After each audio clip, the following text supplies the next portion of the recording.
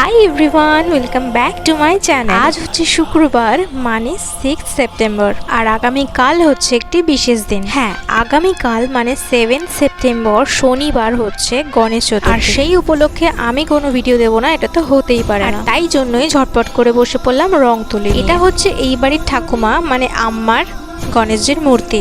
আম্মা নেই, তবে আম্মার অবর্তমানে আমার শাশুড়ি আমাকে বলল যে আমার এই মূর্তিটাকে একটু রং করে দিতে পারবে।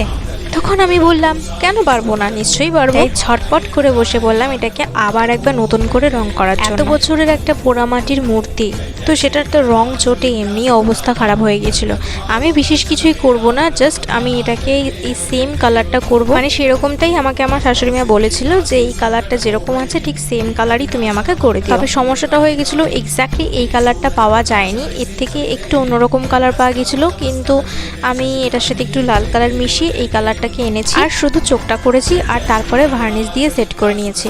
দেখো, প্রথমে স্প্রে দিয়ে আমার একটুকু পোষায়নি, আমার মনে হচ্ছিল যে আর একটু গ্লেজি করলে আমার মনে হয় ভালো লাগবে, যার জন্য গ্লসি ভার্নিশটা আমি ইউজ করেছি। এই অবধি রেখেছি। তোমরা জানাও যে ভিডিওটা কেমন লাগলো, কমেন্ট শেয়ার করতে ভুলো না। দেখা হচ্ছে নেক্সট ভিডিওতে। ওয়ান্স এগেইন শুভ গণেশ চতুর্থী এভরিওয়ান। সবাই খুব খুব খুব ভালো কাটাবে দিনটা। Thanks for watching.